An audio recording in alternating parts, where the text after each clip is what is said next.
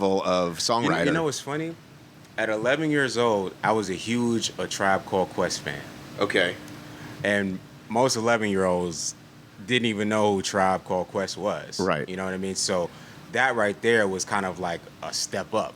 Okay. And then Q-Tip became one of my favorite producers. Okay.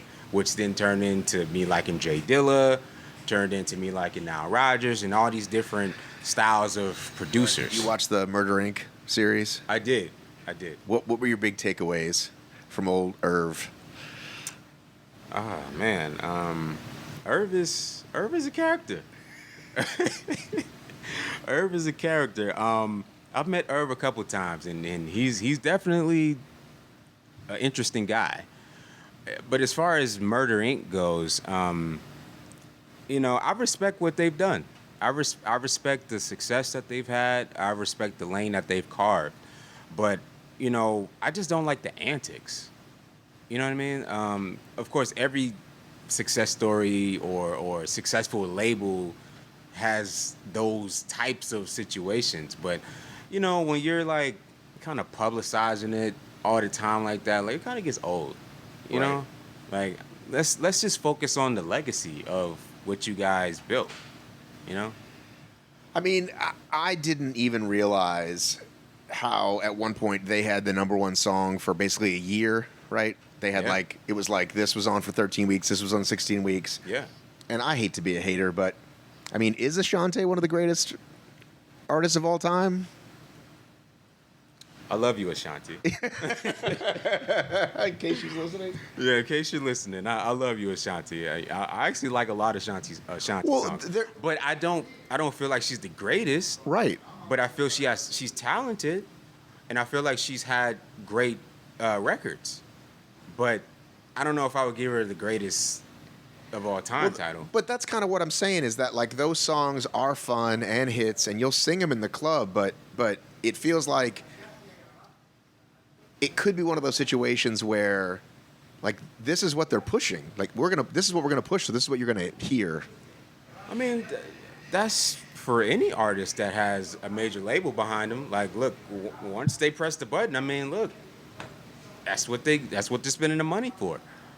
You know, I mean, look at the biggest pop acts in the world. Are they the greatest? Sometimes. Well, listen. You got, you know, Michael and Prince and Bruce Springsteen, but some of them are. Tier. That's a different tier of right. pop. I'm talking about, like, the poppity pop ones right now. Well, okay, so let's talk. How do you feel about Taylor? Taylor Swift? Yeah. I actually like Taylor Swift. Okay. I do.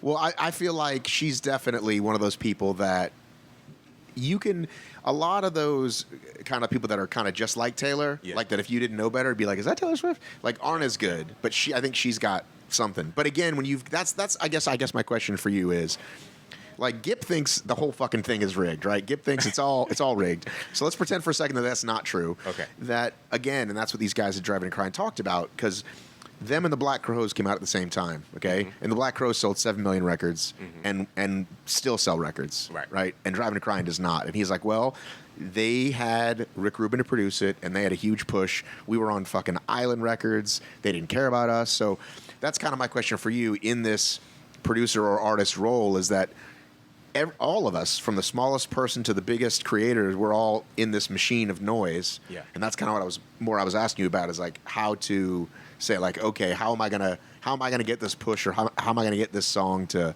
break out? I know it's quality. Everybody listening to it knows it's great, but we just can't get past it. Unfortunately, is one answer: money. Okay. Let's just say Taylor Swift, right? Right. Taylor Swift has a ton load of money put into her, right? If she didn't, we wouldn't be hearing Taylor Swift 24/7 like that, right? But the people did download the record. That's a different conversation. What the hell I knew something was on. The damn song's been playing the whole time. I was like, oh, wow. That's a different conversation, because they've put so much stock and resources and money into her for her to, over time, grasp this fan base globally, right? So of course they're gonna buy what she's selling. You know what I mean? Because they built that for her, right? Versus an artist that doesn't have as much resource or money behind them, it's gonna be a little harder for them to have a fan base like that, to where like anything she posts to say, hey, I'm dropping this, I'm selling this, okay, you all go buy it, they all run to go buy it. That is like a dime a dozen for artists. Well, so we're in the Taylor era, right? Mm-hmm. And then at some point, it will be over. Right. That's usually what happens. True. Somebody younger, prettier, flashier, whatever, hotter. Yeah. I mean, she's been carried on for a little while now, but that's kind of what you're saying. Yeah. Like, you'll have a run, but then again, you'll have an artist that has, decades of a run, to where that's sometimes unheard of. Like, it's not always the case. Like, for example, we'll take Drake, for example. Okay. To me, Drake has probably had the longest run ever as a hip-hop act, right? I mean, his run has been longer than Lil Wayne. I mean, but the thing is that they're invested in him. He has a cult fan base to where, like, anything he sells, they're gonna buy, they're gonna stream, right? Same thing like The Weeknd. The Weeknd has a massive audience, right? Anything he puts out, but The Weeknd feels a lot more temporary than Drake, though. Oh yeah. Well, they're a different style of artists, but just in the sense of their impact and run, like, that doesn't happen without push. Right. Well, so that is one thing I asked Gipp about, is the plant. What are your thoughts on that? Oh yeah, that's real. That's real. That's real. There are industry plants. They're not long-lasting plants. You know, they're just here for the time being, and then, you know, they're on to the next artist. So then what's the difference between that and anything over time that they've decided they're pushing somebody? Because it's quotas. Quotas to meet. You know, money to be made. Hey, we need to pay this off. We need to, you know, whatever we need to do to recoup whatever we need to recoup. We're going to sign this act because they're popular on social media. They got a nice little record that's buzzing. We know we can make some money off the streams, and then that's it. So again, what hope is there for a James Worthy? Well, for somebody like me, I'm not about chasing popularity like that. Like, see, with me, like, my style of how I work with people is different than other people. I don't need to go run and work with a Drake. I'd rather go work with somebody else that I actually may resonate with more. Not to say that I don't resonate with Drake, but I might resonate with, like, working with, like, I don't know, like Jadakiss versus Lil Uzi Vert. You see what I'm saying? Right. So, like, is Jadakiss still putting out records? I think so. Okay. I think so. And I love Jadakiss. Jadakiss is one of my favorite rappers. Okay. But I'm saying that to say that, you know, I guess maybe my priorities a little bit different when it comes to creating, because I don't need to go after the most popular to make an impact.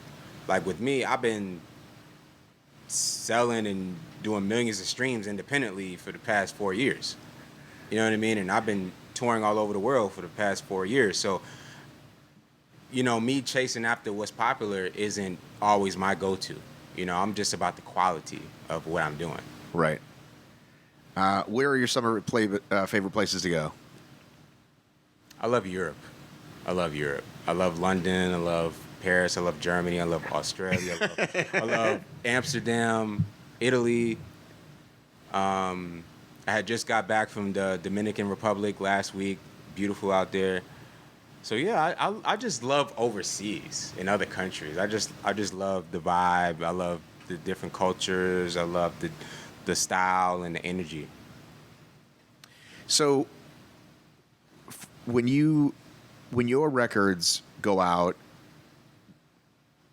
again, a record might be huge in one country or one continent even. Yeah. So again, do you have to have like sort of separate eyes on it? Like how are we doing in the UK, for example? Yeah. I always study my analytics. My team studies it, just to see where we're at. You know, how we're doing in different regions. You know, where are the places that we should be focusing on next. What our goals should be next. You know, all that stuff helps. Where is the greatest like untapped region right now? For you, Untapped. Overseas or in the U.S.? Either way. In the U.S., I would probably say like places like Utah or like I don't know, like Washington, or you know, places that's kind of like a hit or miss. You know, because especially some place like Washington, it's like a niche place. Like it's a lot of go-go, a lot of dance. You know, there's still R&B. Don't get me wrong, but Right. It's like you really gotta be there to like kind of like reel them in. Right. Well, I've been to Washington. There are not a lot of black folks in Washington. There you go. That's another thing too.